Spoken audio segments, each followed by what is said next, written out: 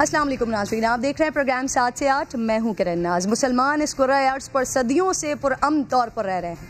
दीन इस्लाम ने मुकम्मल ज़ाब्ता हयात दिया है और मुसलमानों ने तारीख़, जोग्राफिया, रियाजी और तिब जैसे मैदानों में नुमाया खिदमात अंजाम दी हैं। लेकिन मुसलमान अपने अक़ाइद पर कॉम्प्रोमाइज़ हरगिज़ नहीं कर सकता और यही इस्लाम से नफ़रत की सबसे बड़ी वजह है। दुश्मन ने दीन इस्लाम और मुसलमानों के तशख़्ख़ुस को ख़राब करने के लिए बड़ी मेहनत की है कि आज दुनिया के हर कोने में इस्लामोफोबिया के नाम पर मुसलमान रियासती तशद्दुद, जबर और अजियत का शिकार है। फ्रांस, डेनमार्क, हॉलैंड, स्वीडन में गुस्ताखाना खाके बनाकर जज्बात को मजरूह किया जाता है। मगरबी ममालिक में ख़वातीन के हिजाब का मजाक बनाया जाता है, उनके लिबास को सरेआम काट कर मुख्तसर कर दिया जाता है। बर्मा में सदियों से मुसलमान जानवरों की तरह काटे जाते हैं। शिद्दत पसंदी और दहशत गर्दी से मंसूब करके मुसलमानों को शक की नज़र से देखा जाता है। पड़ोसी मुल्क भारत, जहाँ दूसरी बड़ी अक्सरियत मुसलमानों की है, मुसलसल गैर महफूज और सताए हुए हैं। मकबूजा कश्मीर को तो बाकायदा अक़लियत में बदलने के लिए कानून मुसल्लत किए गए हैं। श्रीलंका भी मुस्लिम दुश्मनी में भारत के नक्शे कदम पर है। सिर्फ 10% आबादी वाले श्रीलंका में मुसलमान डॉक्टर, लॉयर, स्टूडेंट्स, मुस्लिम पनाह गुज़ीन, मर्द, औरत, यहाँ तक कि 20 दिन का बच्चा भी महफूज नहीं है। कोरोना फैलाने का जिम्मेदार भी मुसलमानों को ठहराया गया। कोविड SOPs में लाशें जलाने के अहकामात दिए गए तो मुसलमानों के मजहबी जज्बात को भी इनकी भी परवाह नहीं की गई। 20 दिन का शेरख्वार मुसलमान बच्चे की लाश ज़बरदस्ती जला दी गई। वज़ीर आज़म इमरान खान ने इस्लामोफोबिया के ख़ात्मे के लिए तमाम मुस्लिम सरबराहान मुमलिकत को मिलकर काम करने के लिए ख़त लिखा था, लेकिन उस पर आज तक कोई पेशरफ्त नहीं हुई है।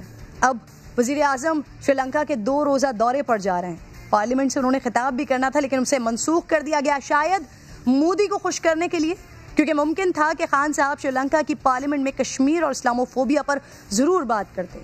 हम उम्मीद करते हैं कि हर तरह की रुकावटों के बावजूद इस्लामोफोबिया के ख़ात्मे के लिए सुल्तान अब्दुल हमीद सानी, सलाउद्दीन अय्यूबी की तरह खान साहब अपना किरदार ज़रूर अदा करेंगे। प्रोग्राम का आगाज़ करती हूँ, टॉपिक्स दिखाती हूँ आपको।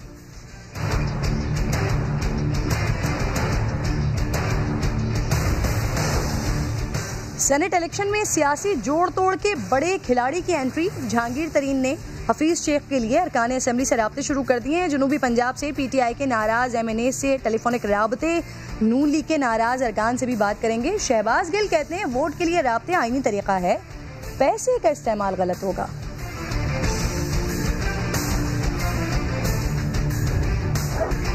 और सब पुकारते रह गए, पहाड़ों का बेटा पहाड़ों की आगोश में चला गया। मोहम्मद अली सतपारा के बेटे ने वालिद की मौत की तस्दीक कर दिया। सतपारा और उनकी टीम की तलाश के लिए दुनिया का सबसे बड़ा सर्च ऑपरेशन किया गया।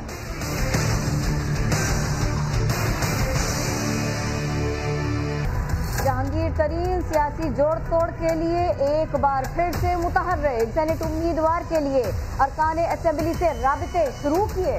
मैं कौमी असेंबली का मेंबर हूँ, मैं हफीज शेख को वोट देता एब्सेंट। हो सकता है कि ये टोला जो है ये अपनी बका के लिए जो है वो कोई ऐसी हरकतें करे कि उन हरकतों से जो है ये इलेक्शन को जो है वो डिस्प्यूटेड कर दे। हमने अमली तौर पे इक़दाम किए हैं कि इलेक्शन के निज़ाम को शफाफ बनाया जाए। जो नंबर हमारे हैं, जितने हमारे आने चाहिए, तो इंशाल्लाह हम यही उम्मीद करते हैं। हम हर सेनेट इलेक्शन के लिए तैयार है, हम ओपन बैलेट के लिए भी तैयार है। आप अपना तैयारी पकड़ो, इसलिए मार्च में मार्च होगा। आसफ जरदारी वोटों की खरीदारी के में उन्होंने PhD की हुई है, लेकिन उनको मायूसी होगी। जो लोग ये कह रहे हैं कोई सरप्राइज हो जाएगा, कोई सरप्राइज नहीं होगा। इमरान खान सेनेट इलेक्शन जीतेगा। एक नाम नेहाद डिमांड क्रिएट की गई, कैश लिए फिरता हूँ कि तुम ये कैश मेरे से वसूल कर लो, और जिस महकमे की तरफ से डिमांड क्रिएट की गई, जब मैं उस रकम को अदा करने के लिए जाता हूँ तो तमाम अफसरान जो हैं वो अपनी नशिस्तों से और अपने दफ्तरों से गायब हो जाते हैं। प्रोग्राम में खुशामदीद कहूंगी नाज़रीन आपको। तुम चले आओ, सेनेट इलेक्शन है। इमरान खान को एक बार फिर पुराने साथी 2018 इलेक्शन में जोड़ तोड़ के बेताज बादशाह कहलाने वाले जहांगीर तरीन की ज़रूरत पड़ गई है।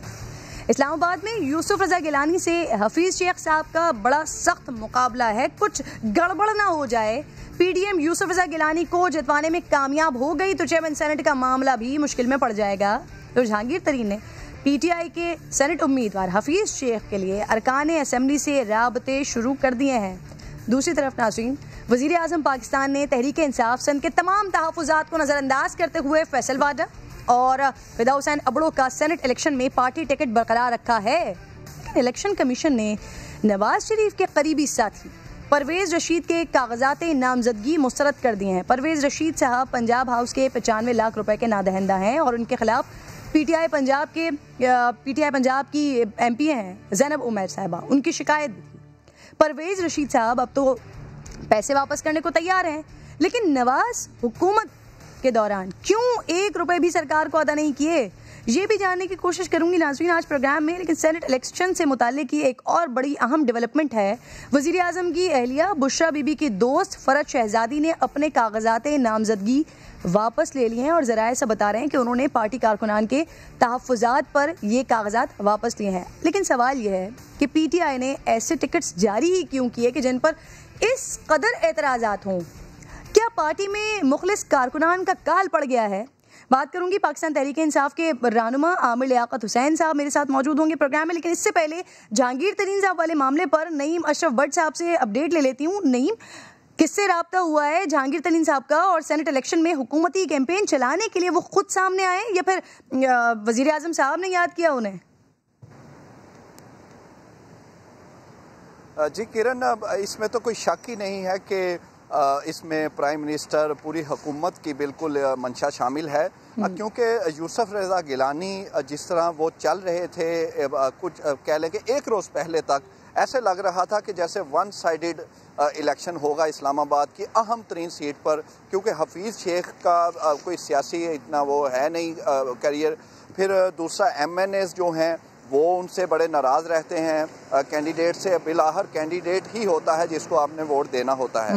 तो अब आज ये हुआ कि जहांगीर तरीन जो कि उनकी पार्टी में हमेशा जोड़ तोड़ जिन्होंने किया, जिन्होंने जोड़ तोड़ को हमेशा लीड किया और उनका जो जहाज़ भी बड़ा मशहूर है, तो किरण आज उस जहाज़ ने अब पहली परवाज़ जो है वो फैसलाबाद की तरफ की और फैसलाबाद में बिल्कुल नाराज़ MNAs मौजूद हैं, बल्कि उनके लीडर राजा रियाज जो कि बड़ी दफ़ा अपनी नाराज़ी शो कर चुके हैं, वही राजा रियाज ने उन्हें फैसलाबाद एयरपोर्ट पर रिसीव किया।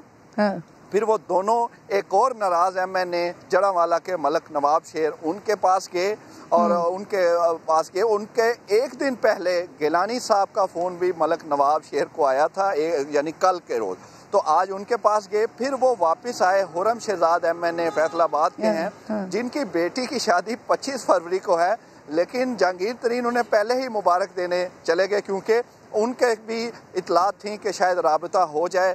और राजा रियाज तो वो जो ग्रुप है 10-12 का, उसको हमेशा वो लीड करते हैं, सबसे आगे होते हैं। तो जहांगीर तरीन की ज़रूरत बिल्कुल आनी थी, आई है, और ये एक सबक भी होगा PTI और गालिबन खान साहब के लिए भी कि सियासत बिलाहर सियासतदान ही करते हैं, उन्हीं का काम है। और जो सियासी ऐसे खिलाड़ी होते हैं उनकी जरूरत पड़ती है। अच्छा, नहीं, मुझे ये बताइएगा, ये जो अब जरूरत पड़ गई है और जहांगीर साहब की आज पहली फ्लाइट, पहली परवाज भी हो गई है फैसलाबाद की तरफ, मुझे ये बताइए कि क्योंकि पंजाब में बड़े सारे नाराज अरकान मौजूद जिनको मनाने की कोशिश की जा रही है, ये पंजाब तक ही परवाज रहेगी या ये फिर ओवरऑल देखा जाएगा कि कहाँ कहाँ पर नाराज लोग हैं? क्योंकि यहाँ पर देखिए ना, पीपल्स पार्टी इस बात का क्लेम कर रही है कि 50% PTI के अरकान है जो हमें वोट देंगे, तो इस तरफ भी देखा जाएगा क्या? बिल्कुल ज़बरदस्त सवाल आपने किया कि पहला मरहला जो है वो जो नाराज़ हैं पंजाब में उनको पहले राज़ी करना है। और ये ज़रूरी नहीं कि वो सारे राज़ी हों, क्योंकि 22 MNAs जो हैं, ये एक फिगर है जो समा ने ही चंद रोज़ पहले बताया था कि MNAs हैं 22 PTI के, जिन्होंने यकीन दिला दिया है राजा जो यूसुफ रज़ा गिलानी साहब को कि वो उनको वोट करेंगे। पहले फेज में यही होना है कि जो नाराज़ हैं उन तक जहांगीर तरीन पहुंचेंगे और फिर वो वही बात, ज़रूरी नहीं कि वो सारे राज़ी हों। उसके बाद नंबर्स पूरे करने के लिए, क्योंकि इस वक्त ये नहीं है कि 15-16 PTI के हुकूमती इत्तेहाद के ज़्यादा हैं, इस वक्त समझ लें मुकाबला बराबर का आज बराबर का हुआ है। एक रोज पहले तो गिलानी साहब जिस तरह जा रहे थे वो आगे थे, 15-16 का कोई फर्क नहीं था। अब पहले नाराज जो हैं वो राजी करने हैं, फिर मुस्लिम लीग नून टारगेट है। किरण ये याद कर लें आज कि मुस्लिम लीग नून के MNAs जो नाराज अपनी क़यादत से रहते हैं, अगरचे MNAs अभी तक कोई सामने उस तरह नहीं आए जिस तरह MPs हैं, लेकिन वो भी जहांगीर तरीन हुकूमत और बहुत सारे दूसरे हलकों के फिर उसके लिए क्या स्ट्रैटेजी मुस्लिम लीग नून की होगी? नहीं, इस पर बात करनी पड़ेगी ना। उज़मा बुखारी साहिबा सीनियर मेंबर है मुस्लिम लीग नून की, मुझे ज्वाइन कर चुके हैं प्रोग्राम में। होंगी उज़मा, आपको सबसे पहले तो मुझे ये बता दीजिए, कल तक बड़े कॉन्फिडेंट नजर आ रहे थे आप तमाम लोग, खास तौर पर पाकिस्तान पीपल्स पार्टी, वो तो 50% वोट की तवक्को कर रही थी अपने लिए, लेकिन अब जहांगीर तरीन साहब आए मैदान में, यूसुफ रजा गिलानी साहब की सीट खतरे में पड़ती हुई दिख रही है आपको? बहुत शुक्रिया किरण। कौन है जहांगीर तरीन साहब, जरा मुझे याद कराइएगा। कुछ याद नहीं आ रहा, इनका नाम कुछ सुना सुना लगता है, किसी स्कैंडल में शायद नाम था इनका, और कुछ चीनी भी नहीं खाई थी जिन्होंने हमारे अरबों रुपए का कुछ टिक्का लगाया था, और कोई रिपोर्ट आई थी हुकूमत की जिसके अंदर उन्होंने कहा था ये बहुत बड़ा चोर है और इसने मनी लॉन्ड्रिंग भी की हुई है और ये इसके टैक्स के भी मामलात हैं और पता नहीं क्या क्या है। पहुंची वहां पे खाक जहाँ का खमीर था। अब इमरान खान साहब जो है उनकी हुकूमत जो ये साफ चली शफाफ चली है, ये किसको पागल बना रहे हैं कि आपको अब फिर अपनी हुकूमत को बचाने के लिए और वो करने के लिए जो कल तक आपको बहुत करप्ट लग रहा था, कल तक जो है निकाल दिया गया था, वो फारिग हो गए थे, यही ड्रामा इन्होंने उस वक्त भी किया था जब सुप्रीम कोर्ट से जहांगीर तरीन के खिलाफ फैसला आया था। उस वक्त भी इमरान खान साहब ने जो है वो ड्रामा किया, वो सेक्रेटरी जनरलशिप से हट गए हैं, लेकिन सारे मामलात उनके हाथ में थे, गवर्नमेंट उन्होंने बनाई, सारा कुछ उन्होंने किया, और अब फिर जो है इमरान खान की हुकूमत इतनी कमजोर और लड़खड़ा रही है कि उनको जहांगीर तरीन के कदमों में गिरना पड़ रहा है। लेकिन एक बात आपको बता दूं कि जहांगीर तरीन की भी अहमियत तभी तक थी जब तक वो इमरान खान के करीब था, या जब तक वो अमूरे हुकूमत में MNAs MPs को जो है वो तरक्याती फंड का दायरा दे सकते थे, वो कुछ कर सकते थे।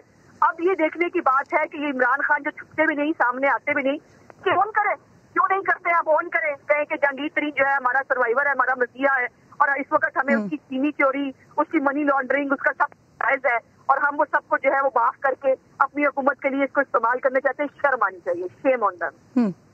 ठीक, लेकिन फिर भी आ तो रहे ना, वो मैदान में उतर तो रहे, मनाने की कोशिश तो करें, तो आप लोगों को कुछ खतरा महसूस हो रहा है? बाकी सारी बातें आपकी ठीक है, बिल्कुल दुरुस्त मान लेते हैं, लेकिन आपको खतरा महसूस हो रहा है? वैसे किस चीज से खतरा होगा किरण, मुझे ये बताइए कि खतरा तो MNAs MPs को अपने अपने हलकों से हो रहा है। जो अपने आपने भी सिंध के अंदर देखा है ना, और एक बलोचिस्तान की कॉन्स्टिट्यूंसी देखी है कि जितने वोट जनरल इलेक्शन में तमाम तर RTS उठाने के बावजूद दिए थे ना, उतने भी वोट ये नहीं ले सके, और हर हल्के में इनके वोट नीचे गिरे हैं। और यही हालत इस वक्त पूरे पाकिस्तान के अंदर है। और ये MPs MNAs जो है ना, ये अपने अपने हलकों में होते हैं, उनको अपने हलकों की नब्ज पता होता है, और वो देख रहे, उनको पता है, और उनको खौफ अपने हलकों से है। उनको मालूम है हमारे साथ बहुत सारे लोग हमें ये कहकर जो है वो हमारे साथ जो ज्वाइन करने के लिए तैयार है कि जी हमें सिर्फ अगली टिकट दे दीजिए, वो PTI की टिकट पे इलेक्शन लड़ना नहीं चाहते। इससे आप हालात का अंदाजा लगा लें। अब जहांगीर तरीन साहब के पास कुछ जादू का चिराग है कि अचानक से जो है वो चीनी जो है वो 50 रुपए 60 रुपए हो जाएगी, और महंगाई जो है जो 11 से 13% के बीच में है, वो महंगाई जो है वो अचानक से 3% पे चली जाएगी, 4% पे चली जाएगी। तो वो करके देख ले। और MPs MNAs जो है वो इतने बेवकूफ नहीं होते हैं, सिर्फ जहांगीर तरीन की शक्ल देखकर या इमरान खान साहब की जो है ना वो 92 के वर्ल्ड कप को देखकर वो अपनी सियासत का बेड़ा गर्क नहीं कर सकते। ठीक, लेकिन उज़मा साहबा ये बात तो आप भी जानती हैं और मानती है ना, जहांगीर तरीन साहब गेम पलटना तो जानते हैं ना। मुझे ये बता दीजिए, ये जो पार्टी टिकट्स पर तहरीक इंसाफ की तरह नून लीग के अंदर से भी आवाजें आ रही हैं, इरफान सिद्दीकी साहब को टिकट देने जा रही है मुस्लिम लीग नून? नहीं, देखिए आवाजें मैं नहीं समझती कि हमारे में कौन सी ऐसी टिकट है जिसके ऊपर क्वेश्चन होना चाहिए। परवेज रशीद साहब जो है, मुशाहिदुल्लाह खान अनंत को बरीकर अहमद करे, आज बहुत तकलीफ दिन है मेरी जिंदगी में। एक बार फिर मुझे आज ऐसा लगा कि मैं दोबारा आज वालिद की शफकत से महरूम हो गई हूँ। इनसे बड़ा कोई नून लीग है। सादिया बाशी साहिबा हमारी पहले के सेनेटर रह चुकी हैं, वो एक पुरानी पार्टी मेंबर हैं। आजम नजीर सारट साहब जो है वो हमारी बुकला जो तहरीक है उसके रूहे रवा थे, और जाहिद हामिद साहब है, इरफान सिद्दीकी साहब है, ये तमाम CMLN है। हमने किसी अरबपति को नहीं दिया। मुझे बताइए, इरफान सिद्दीकी साहब के नाम पर इख्तिलाफ है, ऐसी खबरें आ रही हैं? नहीं, ऐसी खबरें नहीं है। हमने टोटल को टिकट दिया है। हमने किसी भी अरबपति आदमी को, किसी भी स्काई लैब को हमने टिकट नहीं दिया, ना हम टिकट खरीदने, ना हम किसी को वोट खरीदने जा रहे हैं। परवेज रशीद से ज्यादा मुतवस्सित तबके का बंदा कोई नहीं होगा, मुशाहिदुल्लाह खान से ज्यादा मुतवस्सित तबके का बंदा कोई नहीं था, इरफान सिद्दीकी से ज्यादा मुतवस्सित तबके का बंदा कोई नहीं था। तो उनको टिकट दे रहे हैं वो लोग हैं। ये अभी जाहिर है मुशाहिद साहब वाली एक सिचुएशन हुई है और उस सिचुएशन के बाद पार्टी लीडरशिप फैसला करेगी कि उनकी जगह पे किसको टिकट देना है। ठीक, अच्छा, यानी मुमकिन है कि उस सीट पर वो टिकट दे दिया जाए इरफान सिद्दीकी साहब को? देखिए, जाहिर है पार्टी लीडरशिप की जो है वो जाहिर है वो रजामंदी से और मंजूरी से ही होगा। वो टिकट जमा कराए जा चुके हैं, लेकिन वो इलेक्शन जो है वो उससे अपनी एप्लीकेशन विड्रॉ भी कर सकते हैं। जो हमारे कैंडिडेट होंगे वो विड्रॉ करेंगे, बाकी कंटेस्ट करेंगे। तो ये पार्टी लीडरशिप इसके ऊपर जो है वो नायाबन तैयार करी है। इंशाल्लाह कुछ ही देर में आपको इस बारे में फिल्म हो जाएगा। ठीक है, अच्छा मुझे ये बता दीजिए उस्मा साहिबा, ये सेनेट इलेक्शन में पैसे लेने की जो मुबैना वीडियो स्कैंडल है ना, उसकी तहकीकात के लिए नून लीग की दरखास्त इलेक्शन कमीशन ने मंजूर कर ली है। तो इस बार आप लोगों को भरोसा है कि इलेक्शन कमीशन सही अंदाज में काम करेगा, तहकीकात करेगा? देखो किरण, उम्मीद तो दुनिया कायम होती है और हमारे पास और क्या ऑप्शन है कि हम अपने इदारों के पास ही रिक्वेस्ट कर सकते हैं ना, उन्हीं के पास जा सकते हैं बार बार इल्तिजा। आपको याद है या नहीं, गवर्नर सर्वर का इलेक्शन जो है जिसमें 34 या 44 वोट लिए थे, मैं इलेक्शन कमीशन गई थी, मुझे बुलाया गया था और मैंने जाकर गवर्नर सर्वर का वो ऑडियो क्लिप भी उनको वीडियो क्लिप दिखाया था, जिसके अंदर उन्होंने कहा कि हाँ मुझे अपोजिशन के लोगों ने वोट दिए हैं और मैंने मैनेज किए थे वोट, लेकिन उसके बावजूद कुछ नहीं हुआ था। और वो गवर्नर साहब जो है वो अब गवर्नर है, पहले वो सेनेटर बन के बैठे रहे। तो ये डायलेमा है हमारे मुल्क का, लेकिन यही इदारे हैं, इन्हीं के पास जाना है और हमारे पास ऑप्शन कोई नहीं है। और मैं समझती हूँ कि नए चीफ इलेक्शन कमिश्नर साहब जो आए हैं उनको इंसाफ करना होगा। और देखिए, बहुत सारे इदारों के सरबरा आते हैं और चले जाते हैं, उनके साथ उनकी तारीख रह जाती है कि उसने किसने क्या रोल प्ले किया था, अपनी कुर्सी के साथ इंसाफ किया था या नहीं किया था। तो ये हुकूमती जो हुकूमती तहकीकाती कमेटी है जिसका हिस्सा फवाद चौधरी साहब हैं, वो तो ये बात डिक्लेयर कर रहे हैं कि फोरेंसिक की जरूरत ही नहीं है इस वीडियो के लिए। यही तो प्रॉब्लम है। आप देखो ना, एक तरफ फोरेंसिक की जरूरत नहीं है और दूसरी तरफ जो ये है परवेज खट्टक और असद कैसर, उनको भी बुलाने की जरूरत नहीं है। देखिए ना, एक स्टोरी ये है जो आपको हुकूमत बता रही है और दूसरी स्टोरी वो है जो एमपीज ने पैसे लिए थे वो बता रहे हैं और वो कह रहे हैं कि हमारे साथ क्या हुआ था, हमें असद कैसर ने क्या कहा था, हमें परवेज खट्टक ने क्या कहा था। और एक वो अमजद आफरीदी साहब को मैंने कहीं सुना, उन्होंने तो बड़ी इंटरेस्टिंग बात की। उन्होंने कहा कि हम एक बैलेट पेपर बाहर लेके आए थे और फिर हम बैलेट पेपर बाहर ले जाते थे, वहां से हम मोहर लगाते थे, फिर अंदर ला के दूसरा जो है वो डालता था। ये तक हुआ है केपीके के अंदर, लेकिन वो कहते हैं उनको हम बुलाएंगे नहीं, उनको पूछेंगे नहीं। वो पहले माइंड मेकअप कर चुके हैं। सिर्फ वही एमपीएस जिन्होंने पैसे ले लिए वो जहन्नुमी है, लेकिन जिन्होंने पैसे दिए हैं और दिलवाए हैं वो बहुत बड़े सादिक और अमीन है। यही है इनकी सदाकत और अमानत जिसके ऊपर मुझे एतराज होता है, जिसके ऊपर मैं क्रिटिसाइज करती हूँ कि इनके हाथी के दांत खाने के और हैं, दिखाने के और हैं। ये जो कहते हैं वो करते नहीं और जो करते हैं वो दिखाते नहीं है। और इसीलिए ये आप देखिए ना, दो स्टोरीज हैं, दो स्टोरीज पे कमेटी को दोनों पे काम करना चाहिए। वो पहले अपना माइंड दे रहे हैं, वो कह रहे हैं कि हम नहीं कर रहे, ना हम कैसे को पूछेंगे ना परवेज खट्टक को पूछेंगे, हम सिर्फ इन्हीं एमपीएस को दोबारा रगड़ा लगाएंगे। और वो भी 3 साल बाद। इनके पास वीडियो 2018 से मौजूद थी, भेजा किसी नैब को इन्होंने केस, भेजा किसी और इदारे को इन्होंने केस। उस्मा बुखारी साहब, जो शिकायत आप कर रही हैं ना, तो फिर सवाल तो फिर यही बनता है कि फिर ओपन बैलेट को सपोर्ट क्यों नहीं कर रहे हैं आप लोग? आज तो सुप्रीम कोर्ट में भी तस्करा हो गया ना इस बात का, मिसाक जमहूरियत में जो बात हुई थी उसका तस्करा हो गया आज। तो नहीं, आप दुरुस्त कह रही हैं। हमने कब कहा कि हम ओपन बैलेट तस्लीम नहीं करते?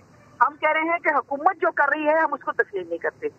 ओपन बैलेट करना है, शो ऑफ हैंड करना है, वो कोई जिस तरह मुतनासिब नमाजी औरतों की रिजर्व सीट होती है वो तरीका भी हो सकता है, लेकिन वो कौन करेगा? पार्लियामेंट। ये पार्लियामेंट का इख्तियार है, ना सुप्रीम कोर्ट का इख्तियार है और ना ही ये जो है ये इलेक्शन कमीशन का इख्तियार है। यानी उस्मा साहब, आपकी ये राय है, आपकी ये ख्वाहिश है कि सुप्रीम कोर्ट इसके हक में राय दे, अपना फैसला दे अपना?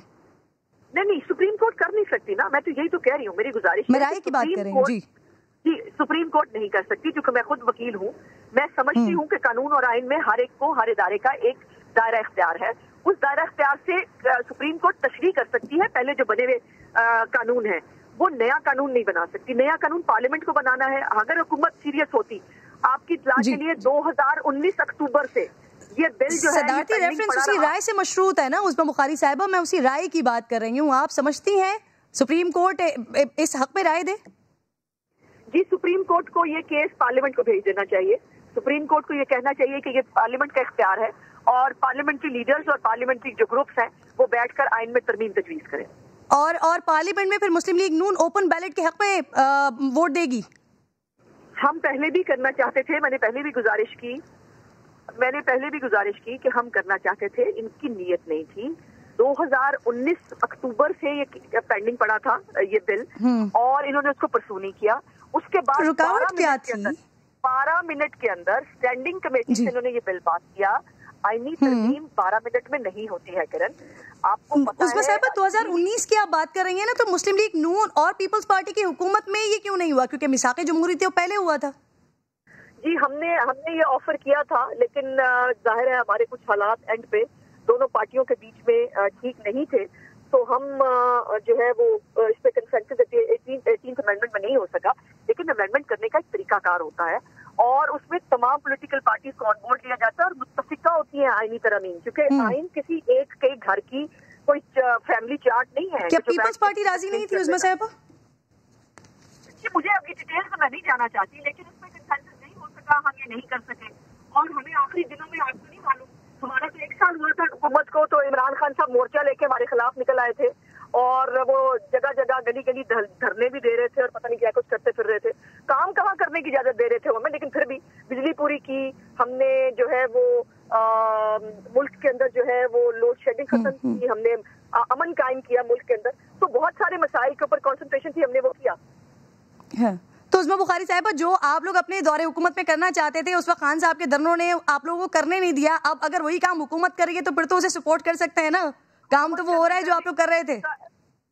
کرن حکومت کرنا ہی نہیں چاہ رہی ہے, یہی میری گزارش ہے. میں دوبارہ اپنی گزارش پیش کرتی ہوں تاکہ میں سمجھا سکوں. حکومت کی نیت نہیں ہے کرنے کی. اگر ان کی نیت ہوتی, واپس چھوڑو, ان کی نیت ہوتی, یہ پارلیمنٹری پارٹیز کے لیڈر کو بٹھاتے, ان سے رائے لیتے, اور مل کر ایک متفقہ آئینی ترمیم. اس ملک میں جب بھی آئینی ترمیم ہوئی ہے متفقہ ہوئی ہے, اور آئینی ترمیم کو متفقہ ہی ہونا چاہیے. لیکن اب چوری چھپے 12 منٹ میں اسٹینڈنگ کمیٹی میں پاس کرا کے آپ ہاؤس میں لے آئیں گے. پھر ذرا آپ نکالیے شاہ محمود قریشی کو, نکالیے ان کی اسٹیٹمنٹ کو, اور عمران خان صاحب کی اسٹیٹمنٹ. انہوں نے کہا کہ ہمیں پتا تھا ہمارے پاس نمبر پورے نہیں ہے, ہم صرف اپوزیشن کو جو ہے وہ عوام کی نظر میں جو ہے وہ گندا کرنے کے لیے آئینی ترمیم لائے ہیں. تو اس سے آپ کو سمجھ نہیں آ رہا کہ ان کا کام ترمیم کرنا تھا ہی نہیں. وہ جو ہے وہ صرف ہمیں دوبارہ سے ایک پوائنٹ سکورنگ اور وہ گند کرنا چاہتے تھے. یہ چاہتے ہی نہیں ہے. اور پھر یہ عمران خان صاحب کہتے ہیں اپوزیشن پچھتائے گی, ہم سرپرائز دیں گے, وہ ہوگا. کون دے گا سرپرائز؟ کیوں پچھتائے گی حکومت؟ اگر آپ واقعی اتنے سنسیئر ہیں اوپن بیلٹ کے ساتھ, تو آپ جو ہے وہ آپ اپنی جتنے بنتی ہیں سیٹیں آپ اتنے کینڈیڈیٹ دیں, ہم اتنے کینڈیڈیٹ دیں, بات ختم ہو جائے گی. صحیح. بہت بہت شکریہ عظمیٰ بخاری صاحبہ, پروگرام میں آپ ساتھ موجود تھی. ناظرین, ایک چھوٹی لے رہی ہوں, بریک کے بعد واپس آؤں گی.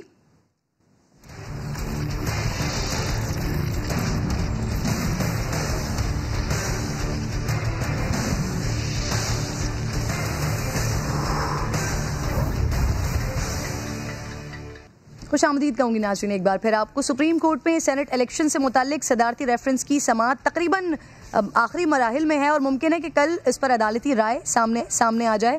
آج کی سماعت میں بڑے اہم ریمارک سامنے آئے. ایڈوکیٹ جنرل سندھ نے ریفرنس کو سیاسی قرار دیتے ہوئے عدالت سے رائے نہ دینے کی استدعا کی ہے, جس پر چیف جسٹس نے کہا کہ آئین خود ایک سیاسی دستاویز ہے. اس کی تشریح کرتے ہوئے عدالت سیاسی کام ہی کر رہی ہوتی ہے. ایڈوکیٹ جنرل سندھ نے کہا ہارس فیڈنگ کا میڈیا میں شور تو سنا ہے, لیکن آج تک کوئی ثبوت سامنے نہیں لا سکا. چیف جسٹس نے کہا آپ کہتے ہیں ہارس فیڈنگ ہوتی ہی نہیں ہے.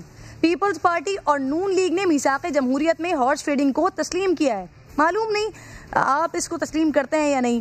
سلمان طالب الدین نے کہا میثاق جمہوریت کو تو تسلیم کرتے ہیں, لیکن الزام لگانے والے کو شواہد بھی پیش کرنا ہوں گے. چیف جسٹس بولے سب سے اہم ثبوت ڈالا گیا ووٹ ہے. جب اس کا جائزہ ہی نہیں لیا جا سکتا تو پھر کرپشن کا جرم کیسے ثابت ہوگا.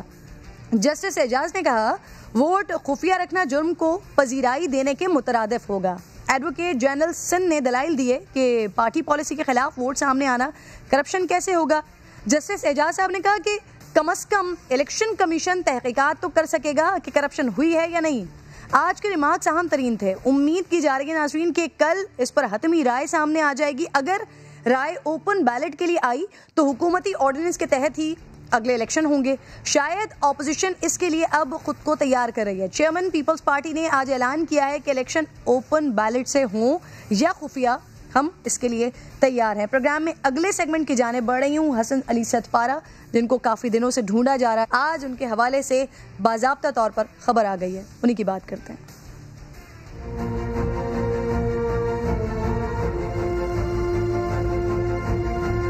انہوں نے سبمٹ تو کر لیا ہے لیکن واپسی پر ان کے ساتھ کوئی حادثہ پیش آیا ہے جس کی وجہ سے وہ نیچے نہیں آ سکتے. پاکستانی قوم ایک عظیم، بہادر اور مہارت سے بھرپور ایک مہم جو کی قیادت سے محروم ہوئی. پہاڑوں کا سپوت پہاڑوں میں ہی امر ہو گیا. جسے کیٹو سے عشق تھا اسی نے حسن علی ستپارہ کو اپنی آغوش میں لے لیا. آج ان کے بیٹے ساجد ستپارہ اور بلتستان حکومت نے تصدیق کر دیا ہے کہ علی ستپارہ اور ان کے تینوں ساتھی اب نہیں رہے ہیں. جن پاکستانی فوجیوں کے عشق میں ستپارہ کئی بار سیاچن کی چوٹیوں پر غذا کی ترسیل کیا کرتے تھے، اس پاک فوج نے ان کی تلاش میں تاریخ کا سب سے بڑا سرچ آپریشن کیا ہے. 8000 میٹر کی 8 چوٹیاں سر کرنے والا، جس میں سے 4 چوٹیاں صرف 1 سال کے دوران سر کی ہیں. دنیا کی 8ویں بڑی خطرناک ترین چوٹی جسے قاتل چوٹی کہا جاتا ہے، ناگا پربت، اس کو سر کرنے والا پہلا شخص. جب سردیوں میں کیٹو سر کرنے کا عزم لے کر نکلا تو اسے کیا معلوم تھا کہ وہ بھی کیٹو کی طرح ہمیشہ کے لیے سربلند ہو جائے گا. 5 فروری کو جب باٹل نیک پر ان سے آخری رابطے کی خبر آئی تو پوری قوم نے دعا کے لیے ہاتھ اٹھائے کہ کوئی معجزہ ہو جائے، ڈیتھ زون سے کوئی زندہ واپس آ جائے. لیکن وہ جو کہتا تھا کہ میں برفیلے پہاڑوں میں کہیں کھو جاؤں گا تو بھی کچھ دن برف میں گھر بنا کر زندہ رہ سکتا ہوں، ہاں اس نے پہاڑ کو ہی اپنا مسکن بنا لیا ہے. تو آج علی ظفر نے پہاڑوں سے ان کے عشق کو ایک گیت میں بڑی خوبصورتی سے سمویا ہے. کچھ بول آپ کو سنواتی ہوں، پھر ان کی زندگی کی کچھ تلخ حقیقتیں ہیں وہ بھی شیئر کروں گی. تو یہ پورا وقت ناظرین پہاڑوں سے محبت کرنے والے، پہاڑوں سے عشق کرنے والے لوگوں کے لیے اور خاص طور پہ پاکستانیوں کے لیے یہ بڑا سخت گزرا ہے کہ وہ مسلسل دعائیں کر رہے تھے کہ ایک وہ مقام کہ جہاں پر 16 سے 17 گھنٹے کے اندر آپ کو چوٹی کو سر کر کے واپس آنا ہوتا ہے، وہاں 3 دن گزر جانے کے باوجود بھی لوگوں کو یہ امید تھی کہ کوئی معجزہ ہو جائے، کچھ ایسا ہو جائے کہ حسن علی ستپارہ وہاں سے واپس آ جائیں. اس کے بعد پھر کچھ سیٹلائٹ تصویریں جو سامنے آئیں اس سے بھی یہ امید کی جا رہی تھی کہ شاید ایسا ہو جائے، شاید وہ واپس آ جائیں. لیکن ایسا نہیں ہو پایا اور آج پھر ان کے بیٹے کی جانب سے جب پریس کانفرنس کی گئی تو اس میں اس بات کی تصدیق کی گئی کہ وہ ان پہاڑوں کی آغوش میں ہی سو چکے ہیں. راؤ احمد مجھے جوائن کر چکے ہیں، مینیجر ہیں علی ستپارہ کے. میں آپ کو سب سے پہلے تو تعزیت قبول کیجیے گا ہماری طرف سے. کچھ سیٹلائٹ تصویریں جو سامنے آئی تھیں اس سے ایسا لگ رہا تھا کہ شاید ان کے سامان کا سراغ مل جائے یا کسی قسم کے کوئی نشان، کوئی کلو ان کی طرف سے مل جائے، ان کے لیے مل جائے. اسی وجہ سے پھر ریسکیو مشن کو روکنا پڑا تھا. جی شکریہ کرن. یہ جو تصاویر تھیں جو جس میں سامان جو ہے وہ ہمیں تھوڑا سا نظر آیا تھا وہ سیٹلائٹ سے نہیں لی گئی تھی، وہ ہمیں ہیلی کاپٹر سے کچھ سامان نظر آیا تھا جس میں ٹینٹ تھے یا کچھ سلیپنگ بیگ تھے، تو وہ ان سے ریلیٹڈ نہیں تھے. ہمارے جو علی ستپارہ بھائی ہیں یا دوسرے کلائمبرز، اور وہ پرانے کسی ایکسپیڈیشن کا جو ڈبری نیچے آیا ہوتے تو ان سے ریلیٹڈ تھے. ہمیں سیٹلائٹ سے یا جو ہیلی کاپٹر کے ذریعے بھی اور بعد میں آرمی نے جو 16 بھیجا ہے اس کے ذریعے ہمیں کوئی بھی ابھی تک سراغ نہیں ملا. اچھا مجھے یہ بتائیے گا، ان سے آخری رابطہ آپ لوگوں کا غالباً 5 فروری کو ہوا تھا، اس دن کیا بات ہوئی تھی؟ اور ان کے بیٹے نے بتایا تھا کہ جب آکسیجن ریگولیٹر خراب ہونے کی وجہ سے ستپارہ صاحب نے ساجد کو واپس جانے کو کہا، تب ذرا کیا بات ہوئی تھی وہ بتائیے گا. جی مس، آخری رابطہ جو ہے وہ ہمارا 4 تاریخ کو ہوا تھا، اور وہ بھی جو جان سنوری ہے اس نے بیس کیمپ پہ رابطہ کیا تھا اور ایک اس نے اپنی وائف کے ساتھ کانٹیکٹ کیا تھا. تو علی بھائی کے ساتھ اور ساجد کے ساتھ ڈائریکٹ رابطہ جو ہے وہ نہیں ہو پایا تھا. ہمارا بیس کیمپ سے ان کا رابطہ موجود تھا، اور یہ سمت پش پہ رات کو جانے سے پہلے تقریباً 10 بجے کے قریب یہ آخری رابطہ ہوا تھا ان کا آپس میں. اور جو ساجد والا ہے، جب یہ علیحدہ ہوئے ہیں علی بھائی سے اور دوسرے دونوں کلائمبر سے، تو اس وقت ان کی طبیعت پہلے سے ہی خراب ہو رہی تھی کیونکہ انہوں نے آکسیجن نہیں لگائی ہوئی تھی. اور جب بوٹل نیک کے قریب پہنچے ہیں تو اس وقت انہوں نے اپنے والد کو کہا, علی بھائی کو کہا ہے کہ میری طبیعت خراب ہو رہی ہے. تو علی بھائی نے کہا کہ آپ آکسیجن لگاؤ. تو جب آکسیجن لگانے کی کوشش کی ہے تو جو ریگولیٹر تھا وہ لیک ہو گیا, کیونکہ سردی کی وجہ سے کچھ نہ کچھ جو آپ کا گیجٹس ہوتے ہیں وہ بھی صحیح طرح کام نہیں کرتے. تو اس کے ریگولیٹر لگانے کے بعد جو ہے پھر کوشش کی کہ کنٹینیو کرے, لیکن وہ نہیں ہو پایا کیونکہ وہ آلریڈی آکسیجن لیک ہو رہی تھی. تو وہاں سے پھر ساجد نے واپسی شروع کی ہے, اور آخری جو ان کی کمیونیکیشن بھی یہی ہوئی تھی, اس کے علاوہ کوئی اور کمیونیکیشن نہیں ہوئی.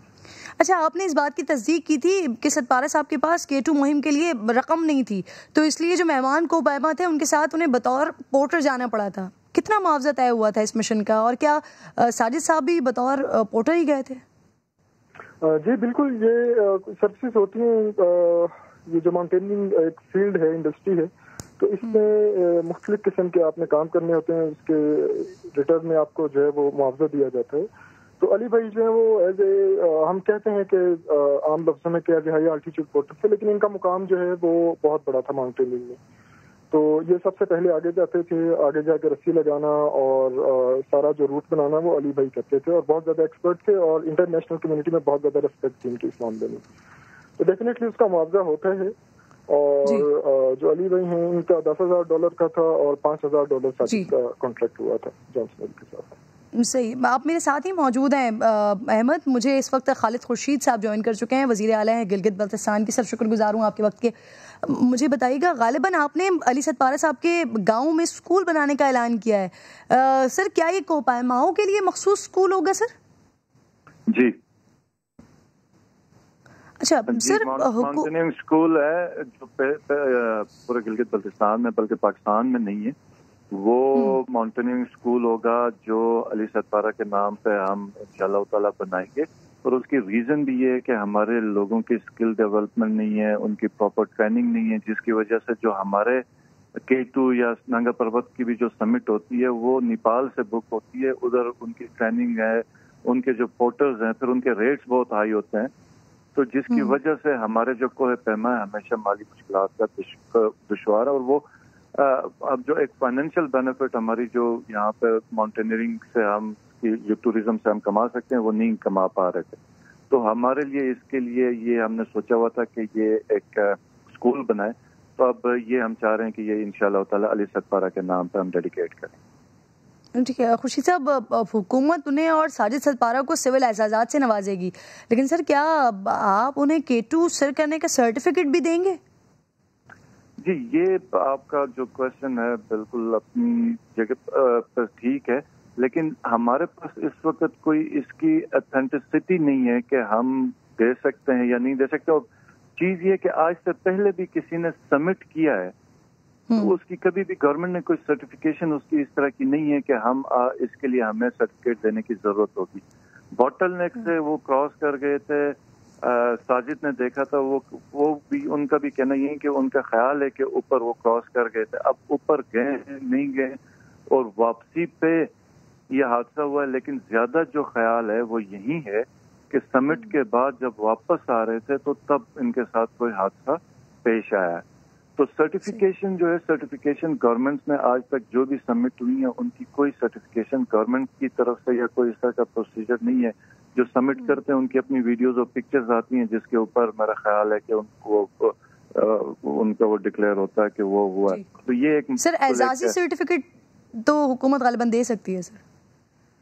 جی اگر اس میں ہم لوگوں کی ہے تو ہم تو ضرور دیں گے. ہم تو اس سے بہت زیادہ بالکل جذبات رکھتے ہیں. قومی ہیرو ہے علی ستپارہ, اور اس نے جو ہماری ماؤنٹینئرنگ کا جو گلگت بلتستان میں جس کو آج تک ایک بریک اس پہ تھا, جس کو کبھی بھی جو ہائی لائٹ نہیں ہوا تھا, تو علی ستپارہ نے اپنی پوری زندگی میں جو خدمات دی تھی پاکستان کا پرچم تھام کے, اور جو اس کی آخری جو مہم تھی سمٹ ونٹر سمٹ کے لیے K2 کا, اور وہ پھر پوری ایک سٹوری جو ڈیولپ ہوئی ہے تو پوری دنیا کو اس نے جکڑ لیا. اور جو اسپیشلی جب والد ان کے اوپر جا رہے اور بیٹا واپس آ رہا ہے, اور بیٹا کی واپسی کی بھی سب کہانی جو ہے وہ ایک itself आप अगर सुने तो आप बिल्कुल ऑब्वियसली सर कुछ हमारे इल्म में भी है खालिद साहब, इससे इन सर्टिफिकेट्स एजाज़ात से ज़्यादा ज़रूरी सर ऑब्वियसली आपके इल्म में भी है, हमें भी कुछ मालूम है कि वो वहाँ पर ये समिट के लिए तो गए थे लेकिन पोर्टर के तौर पर गए थे, तो उससे अंदाज़ा होता है माली हालात का। तो सर सतपारा साहब की फैमिली को माली तौर पर हुकूमत सपोर्ट करेगी? बिल्कुल करेगी जी, और इंशाअल्लाह ताला हम किसी भी सूरत में कोई कमी नहीं होने देंगे, और न सिर्फ फैमिली को सपोर्ट करेंगे बल्कि अली सतपारा का जो ख्वाब था अपने गांव में अपने बच्चों के लिए, उधर की डेवलपमेंट के लिए, उनका वो पूरा ख्वाब भी वो पूरा करेंगे हम इंशाल्लाह। सही। अच्छा सर, ये जब से ये डिबेट चल रही है अली सतपारा साहब के हवाले से जब भी बात हो रही है तो पता ये चल रहा है कि हमारे पास एक तो समिट करने वाले इतनी बड़ी तादाद में गालिबन लोग नहीं है, या अगर हैं भी तो वो फैसिलिटीज़ उस तरह से नहीं है जो लोगों को मिलनी चाहिए। जो दीगर कंट्रीज से लोग आते हैं उनके पास जिस तरह की फैसिलिटीज़ होती हैं वो पाकिस्तान में उस तरह से लोगों को मुहैया नहीं है। तो सर क्या उसके लिए भी कोई स्ट्रैटेजी बना रहे हैं? अब ये इतना बड़ा वाक़या हो जाने के बाद कुछ सोचा जा रहा है पाकिस्तान में? जी बिल्कुल, हम इसको एक सनत के तौर पर तरक्की इंशाअल्लाह ताला हम देंगे। इसके ऊपर जो भी जरूरी इक़दाम उठाने हैं हम उठाएंगे। और जहाँ तक एक क्विक रिस्पांस की बात है कि जो रेस्क्यू ऑपरेशंस में, ठीक है हमारी अपनी कोई अलग से डेडिकेटेड टीम नहीं है जिनके हेलीकॉप्टर्स हों या सर्च ऑपरेशंस हों, जो कि हमने बनाने चाहिए भी, पहले से होनी चाहिए थी, लेकिन कब हुकूमत का मेरे ख्याल में पिछली हुकूमतों का ये कोई कभी तरजीह शायद अफसोस की बात है रही नहीं। लेकिन अगर आप सिर्फ रेस्क्यू ऑपरेशन के ऊपर बात करेंगे तो हमारी मिलिट्री ने और जो हमारे हेलीकॉप्टर्स जो पायलट्स के हैं और उसके बाद C-130 जो किया, तो वो किसी भी तरीके से जो सर्विसेज हैं किसी और मुल्क में अगर माउंटेनियर्स को मिले उससे कम इधर नहीं मिलेंगे, वो बिल्कुल उसके बराबर या उससे ऊपर है। बल्कि 2-3 रेस्क्यू ऑपरेशंस में हमारे जो रेस्क्यू पायलट्स गए थे हेलीकॉप्टर्स के, तो उन्होंने रेस्क्यू भी किया, कई डेड बॉडीज रिकवर की, कई लोगों को बचाया, उनकी जान को टाइम पर रेस्क्यू किया। यहाँ पर भी अली सतपारा और उनके साथ जो जॉन मेरी और जो तीसरे थे पैमा, उनको रेस्क्यू करने के लिए, उनको लोकेट करने के लिए 10 दिन का जो मिशन चला, बहुत बड़ा ऑपरेशन, दुनिया का बड़ा ऑपरेशन किया गया। बहुत बहुत शुक्रिया। खालिद खुर्शीद साहब आप साथ मौजूद थे। मेरे राव अहमद जो कि मैनेजर अली सतपारा के, वो भी साथ मौजूद हैं। अच्छा राव साहब, ये जो मैं अभी बात कर रही थी उनके कॉस्ट्यूम के हवाले से या फैसिलिटीज़ के हवाले से, तो गालिबन मैंने सुना है कि अक्सर वो सामान जो कोपैमाओं का होता था वो सामान वो ख़रीदा करते थे। इस मुहिम के लिए, इस समिट के लिए भी क्या इसी तरह का यूज सामान उनको ख़रीदना पड़ा था, या पैसे ख़त्म होने के बाद उन्हें पैसे दिया करते थे? हो क्या रहा था, ज़रा इस बारे में बताइएगा। इस मुहिम में भी ऐसा ही हुआ था?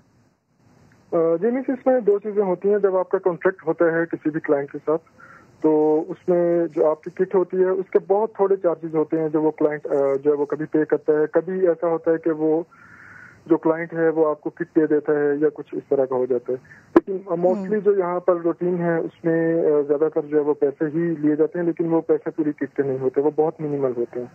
और ऑलमोस्ट ऑल जो हमारे जितने भी हाई आल्टीट्यूड पोर्टर्स हैं जो यहाँ पर काम कर रहे हैं पाकिस्तान में, उन सब के पास पुरानी किट्स होती हैं। और अली सतपारा भाई के पास भी इस मरतबा पुरानी किट थी जो उन्होंने अपनी एवरेस्ट विंटर में यूज़ की थी 2 साल पहले। तो ये जो डायलेमा है यहाँ पर हमारे ये इस जो एडवेंचर टूरिज्म इंडस्ट्री है, तो इसमें यही रूटीन बहुत अच्छे से चल रही है कि आपको जो है वो बहुत कम फैसिलिटेट किया जाता है क्लाइंट्स की तरफ से भी और जो बाकी यहाँ की इंडस्ट्री है उसके हवाले से भी। ये कौम के हीरो हैं नाज़रीन, और सर्व करना चाहते थे चोटियों को, पाकिस्तान का नाम रोशन करना चाहते थे, उसके लिए वसाइल हो ना हो लेकिन फिर भी आगे बढ़ रहे थे। सर मैं 5 साल पहले का एक इंटरव्यू अली सतपारा साहब का, जिसमें उन्होंने 2 ख्वाहिशात का इजहार किया है कि वो एक अपनी अहलिया को सिलाई मशीन दिलवाना चाहते थे, दूसरा K2 सर करना। सिलाई मशीन वाले मामले से मैं सोच रही थी माली हालात उनके कैसे थे, और क्या कोपैमाई ही उनका वाहिद सोर्स ऑफ इनकम था? जी मिस, देखिए माली हालात तो बहुत ज़्यादा डिटेरियोरेशन थी उनके इस फाइनेंशियल हवाले से और बहुत अच्छे से रही है। और अब आप देखें उनका कैरियर जो है वो तकरीबन 20 साल से ज़्यादा का कैरियर है। और उनको जो रिकग्निशन मिलनी शुरू हुई वो 2016 के नागा पर्वत विंटर समिट के बाद जो है वो उनको एक बहुत बड़ा जो है वो रिकग्नाइज किया गया नेशनल लेवल पर भी और इंटरनेशनल लेवल पर भी। तो उनकी जो कमाई है, जो उनकी सोर्स ऑफ इनकम था, वो डेफिनेटली माउंटेनिंग ही है। और बाकी जो उनके गांव में कुछ ज़मीनें हैं जो बिल्कुल भी उनसे कोई भी आमदन जो है वो आप तवक्को नहीं कर सकते। تو یہ مالی حالات والا تو بہت عرصے سے ان کا سلسلہ چل رہا تھا. اور دوسرا جو سلائی مشین والا ہے یہ کسی جو پولش ایک تھا جرنلسٹ, اس نے کوئی انٹرویو کیا تھا, اس میں انہوں نے ذکر بھی کیا ہوگا. اچھا, پاکستان آرمی نے بھی کچھ مہم اسپانسر کی تھی ان کی؟ جی سوری, پاکستان آرمی نے بھی ان کی مہم اسپانسر کی تھی؟ جی جی بالکل, پاکستان آرمی نے جو ان کے نیپال میں 2 پیکس تھیں اس کو اسپانسر کیا تھا, اور اس کے علاوہ جو کوئی بھی اسپانسرشپ انہیں کبھی بھی نہیں مل سکی. جی صحیح, بہت بہت شکریہ. راؤ احمد صاحب پروگرام میں ساتھ موجود تھے. اللہ انہیں غریق رحمت کرے اور ان کے خاندان والوں کو صبر عطا کرے. پاکستان کے قوم کے وہ ہیرو ہیں جنہیں ہمیشہ یاد رکھا جائے گا. آگے بڑھی ہوں ناظرین, کراچی کے جناح اسپتال کا ذکر کرنے جا رہی ہوں اب میں, جہاں مبینہ طور پر جڑواں بچوں کی پیدائش ہوئی ہے. والدین کے مطابق انتظامیہ نے ایک بچہ غائب کر دیا. اس معاملے پہ انکوائری بھی ہوئی ہے. یہ ماجرا کیا ہے, ذرا مدثر نذیر کی رپورٹ دیکھیے, پھر اس کے بعد مزید کوشش کرتے ہیں چھاننے کی اس معاملے کو. الگ الگ کپڑے, 2 فیڈر 2 بستر. پیدائش سے قبل جڑواں بچوں کی آمد پر خوب تیاری, مگر دنیا میں ایک جان تو آئی, دوسری کہاں گئی. ذہنی اذیت سے 2-4 ماں باپ کشمکش میں مبتلا ہیں. کرنگی کے رہائشی خالد کا الزام ہے کہ جناح اسپتال کے گائنی وارڈ میں ان کے 2 بچوں کی پیدائش ہوئی, مگر انہیں صرف ایک بچہ دیا گیا. الٹرا ساؤنڈ کی رپورٹ ثبوت ہے, مگر اسپتال انتظامیہ کسی بات کو ماننے کے لیے تیار نہیں. ہمیں ڈاکٹر نے ریفر کیا وہاں کی کہ آپ کائنڈلی ان کو جو ہے نا جناح اسپتال لے جائیں, ایمرجنسی زیادہ ہے, وہاں آپ کو بلڈ کا بھی ارینج ہو جائے گا. انہوں نے نہیں کیا. 9:30 بجے انہوں نے میری وائف کو وہ لے گئیں.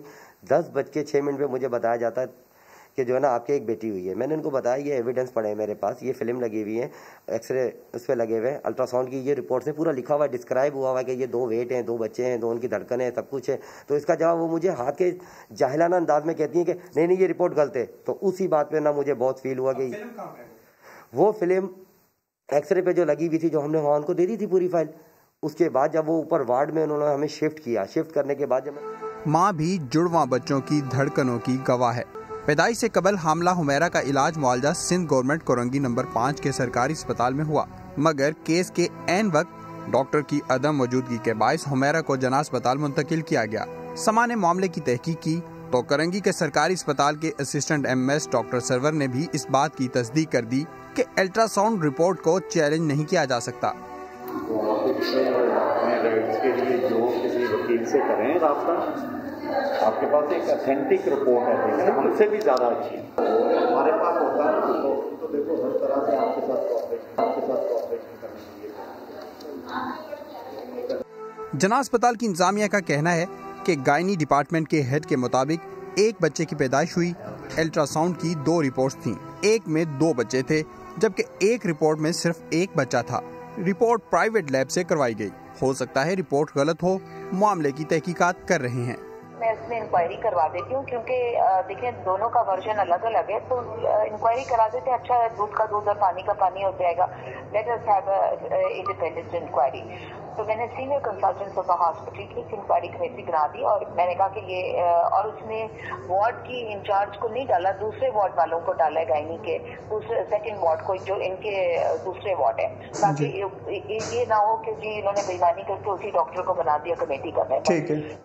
متاثرہ خاندان کا کہنا ہے کہ الٹرا ساؤنڈ کی پہلی رپورٹ حمل کے دوسرے ماہ کی تھی, جبکہ دوسری الٹرا ساؤنڈ رپورٹ 9ویں مہینے کی ہے. والدین کا کہنا ہے کہ اسپتال انتظامیہ نے اگر معاملہ جلد حل نہ کیا تو وہ عدالت کا دروازہ کھٹکھٹائیں گے. کیمرامین فیصل آغائی کے ساتھ مدثر نذیر, سما, کراچی. یہ واقعی بڑی تشویشناک کہانی ہے. مدثر نذیر ہی میرے ساتھ موجود ہیں. مدثر, جب آپ سیمی جمالی سے گفتگو کر رہے تھے, انہوں نے ایک کمیٹی کی بات کی, پھر وہ کمیٹی بھی بنا دی گئی, اس کمیٹی کا کیا ہوا؟ بالکل کرن, وہ کمیٹی بنا دی گئی تھی, لیکن اسے والدین بالکل بھی سیٹسفائی نہیں ہے, اور ایک ڈاکٹر اس کمیٹی میں بٹھایا گیا اور اس نے ہی تحقیقات کی, جبکہ 5 رکنی کمیٹی کا فیصلہ کیا گیا تھا, اور ان کو بچوں کو یہی بتایا گیا کہ آپ کی رپورٹ جو ہے وہ ٹھیک نہیں ہے. جبکہ اگر دیکھا جائے رپورٹ کی بات کی جائے تو پہلی رپورٹ جو سیمی جمالی کے مطابق تھی وہ 2 ماہ کی تھی, وہ میچورٹی نہیں تھی اس میں, اور دوسری رپورٹ 9 ماہ کے بچوں کی تھی, وہ بالکل میچور تھی. اس سے قبل جس ہاسپٹل میں جو ٹریٹمنٹ ہوتا رہا وہ سرکاری ہاسپٹل ہے, کرنگی کا سندھ ہاسپٹل ہے, جہاں پر ڈاکٹر کے کہنے پر, کہ انہوں نے بھی پہلے بتایا کہ آپ کے یہاں ٹوین ہے, اور دوبارہ رپورٹ جو تھی ان کے کہنے پر کروائی گئی, اور دوسری الٹرا ساؤنڈ رپورٹ میں بھی بچے جو تھے ٹوین تھے. اور اب یہ انویسٹیگیشن جو ہو رہی ہے وہ اسے والدین تو سیٹسفائی نہیں ہے اور ان کا یہ کہنا ہے کہ مزید جو ہے اس کے تحقیق کی جائے تاکہ انہیں حق مل سکے. اب جب ان کا بچہ جب پیدا ہوا ہے تو ایک بچہ دیا گیا، تو اس کے ساتھ ساتھ رپورٹ جو دی گئی تھی اس کے ساتھ جو فلمز تھیں وہ بھی جناح ہاسپٹل نے نہیں دیں، جو ایک سالڈ پروف تھا وہ انہیں نہیں دیا گیا. والدین کہتے ہیں کہ اب ہم یہ تمام پورا کیس جو ہے وہ عدالت میں لے کے جائیں گے اور اپنا حق جو ہے وہ لے کے رہیں گے، اور ایک بچہ جو گمشدہ ہے وہ ہم اسے ضرور حاصل کریں گے. اچھا مدثر، آپ کہہ رہے ہیں کہ یہ جو کمیٹی بنائی گئی اس سے والدین تو بالکل بھی سیٹسفائی نہیں ہے، لیکن اس کمیٹی نے اپنا کام پراپرلی کیا؟ یہ کورنگی والا جو ہاسپٹل تھا جہاں پر یہ خاتون مسلسل جاتی رہی ہیں علاج معالجے کے لیے، ان کو شامل تفتیش کیا، ان سے تحقیقات کی، ان سے پوچھا؟ کرن، اس سے پہلے جہاں چیک اپ ہو رہا تھا خاتون کا، ہم نے بھی وہاں پر ایک تحقیقات کی جہاں پر وہاں کے ایم ایس جو ہیں وہ اس کیس سے بالکل جانتے تھے اس کیس کے متعلق، اور انہوں نے یہ کہا کہ یہ رپورٹ ہم اس کو چیلنج نہیں کیا جا سکتا، بالکل ٹھیک رپورٹ ہے. اور چونکہ ڈاکٹرز کی عدم موجودگی کی وجہ سے ان بچوں کو جناح ہاسپٹل لایا گیا تھا اور یہاں پر ان کی پریگنینسی ہوئی خاتون کی. اسے قبل جو آپریٹ ہونا تھا وہ کورنگی کے ہی سرکاری ہاسپٹل میں ہونا تھا. اب بڑی اس کمپلیکیشن ہیں اس کیس میں. جو تحقیقات کی گئی ہیں وہ صرف ایک ڈاکٹر کے مطابق کی گئی ہیں. پیرنٹس کا یہ کہنا ہے کہ ہم اسے بالکل بھی سیٹسفائی نہیں ہیں، اور جو گائنی کے انچارج ہیں ان کو ایک بیس بنا کر بات کی جا رہی ہے. سمیع جمالی کہتی ہیں کہ میں ان کی بات کو سن رہی ہوں، اور ان کا یہ کہنا ہے کہ تمام آپریشن تھیٹر میں لوگ موجود تھے تب ایک ہی پریگنینسی ہوئی ہے. تو والدین جب کہتے ہیں کہ ہماری رپورٹ پہ جو فلم تھی وہ بھی نہیں ہمیں ملی، اور اس چیز کو جو ہے ڈاؤٹ فل بنایا جا رہا ہے اور ان کو ایک بچے کو چھپایا جا رہا ہے. جی مدثر، جناح ہاسپٹل میں اس سے پہلے کبھی اس طرح کا کوئی واقعہ ہوا ہے؟ ویسے کرن، اس سے قبل تو ایسی کوئی رپورٹ جناح ہاسپٹل میں پہلے رجسٹرڈ نہیں ہوئی. یہ پہلا ہے کہ اس نوعیت کا کیس ہے، اور اس میں چونکہ پروف ہیں پیرنٹس کے پاس، اس لیے یہ زیادہ جو رپورٹ ہے وہ بہت زیادہ سالڈ ہے ان کے رپورٹ میں، کیونکہ دونوں بچوں کی الگ الگ بچوں کی سائزز اور بتائے گئے ہیں کہ ان کے ڈفرینٹ سائزز ہیں اور ان کی ایج ڈفرینٹ ہے. پھر جو مدر ہیں انہوں نے خود جو ان کی فیلنگز تھیں وہ بھی دو بچوں کی، کیونکہ آلریڈی وہ ایک بچے کی ماں ہیں، اور ان کا یہ کہنا ہے کہ وہ اس کے بارے میں دونوں بچوں کی جو تھی حرکت، اس کو پتہ تھا کہ دو بچوں کی حرکت ہے. پھر ڈاکٹرز جو عشرت ان کا ٹریٹمنٹ چیک اپ کر رہی تھی پہلے سندھ ہاسپٹل میں، ان کا بھی یہ کہنا تھا کہ ٹوئنز ہیں بچے، اور جو رپورٹس آئی تھی وہ بھی ایک بہت بڑا پروف تھا. تو اب یہ کمپلیکیٹڈ سا کیس ہے. اب اس کے اوپر سے والدین بھی سیٹسفائی نہیں. والدین، کیونکہ آپ نے کہا والدین اس بات پر اب سیٹسفائی نہیں ہیں، وہ عدالت جانے کا سوچ رہے ہیں کہ ان کو وہیں سے انصاف ملے گا، تو اس پروسیس میں وہ کب تک جائیں گے؟ کیا اس حوالے سے کوئی ایف آئی آر وغیرہ بھی کروائیں گے؟ پولیس کو بھی شامل کریں گے؟ کیا کریں گے مدثر؟ اس کیس کو وہ لے کے گئے تھے 18 تاریخ کو، آج فیصلہ ہونا تھا لیکن اس سے قبل وہ تھانے میں گئے تھے، اس کا رپورٹ کرانے کی کوشش کی تھی کیس کی، لیکن اس کو رپورٹ نہیں کیا گیا، کیونکہ ایس ایچ او نے یہ کہا ہے کہ جب تک آپ کی کمیٹی کوئی فیصلہ نہیں کرتی ہم اس کو رپورٹ نہیں کریں گے، کیس کو رجسٹر نہیں کریں گے. اب پیرنٹس یہ کہتے ہیں کہ ہمارے پاس ثبوت ہیں، ہم اس کو عدالت میں لازمی لے کے جائیں گے کیس کو، اور اس اپنے بچے کا جو گمشدگی ہے اس کو ضرور اس کا حصول کریں گے. تو ایس ایچ او نے تو صرف کمیٹی کا انتظار کیا تھا کہ آج اس کا فیصلہ ہوگا. مدثر، آپ ساتھ ہی موجود رہے گا. میرے خالد صاحب، وہ والد جن کی جانب سے یہ الزام لگایا جا رہا ہے اس بات کا، وہ آج پیش بھی ہوئے تھے کمیٹی میں، مجھے ساتھ بھی موجود ہیں پروگرام میں. خالد صاحب، آپ کمیٹی میں پیش ہوئے تھے، اس کمیٹی کے بارے میں بتائیے گا، وہاں پہ کیا فیصلہ ہوا یا کیا تحقیقات ہوئی آپ سے؟ سر، فرسٹ آف آل یہ کہ کمیٹی کے اندر الٹرا ساؤنڈ اسپیشلسٹ جناح کے بٹھائے گئے میرے سامنے، اور ایگزیکٹو ڈائریکٹر یحییٰ خان بٹھائے گئے، جنہوں نے مجھ سے 8 سے 10 روز پہلے تک جو میں تمام رپورٹس ان کو جمع کرا چکا ہوں، تمام ثبوت فائل دے چکا ہوں، وہی ریپیٹ کوشچن مجھ سے پوچھے گئے کہ کیسے ہوا، کیا ہوا. میں نے کہا سر آپ نے تو آج فیصلے کے لیے بلایا تھا، آپ پھر انکوائری مجھ سے کر رہے ہیں. میں تو ساری انکوائری آپ کے ہاتھ میں دے چکا ہوں، تمام ڈاکومنٹس، تمام ایویڈنس آپ کو دے چکا ہوں. خالد صاحب، کوئی کنکلوژن نکلا؟ نو میم، انہوں نے اب مجھے کہا ہے کہ ان کی کمیٹی نے کہ اب 2 سے 3 روز میں ہم آپ کو جواب دیں گے. پچھلے 10 دن سے یہی کہا جا رہا ہے. پچھلے 10 دن سے یہی کہا جا رہا ہے، اور 2 سے 3 روز مزید مانگ رہے ہیں آپ سے کہ آپ کو جواب دیا جائے گا. بہت بہت شکریہ. اب آپ ساتھ موجود تھے پروگرام میں. ناظرین، وقت ختم ہو گیا، انشاءاللہ پیر کو آپ سے ملاقات ہوگی. اپنا خیال رکھیے. اللہ نگہبان.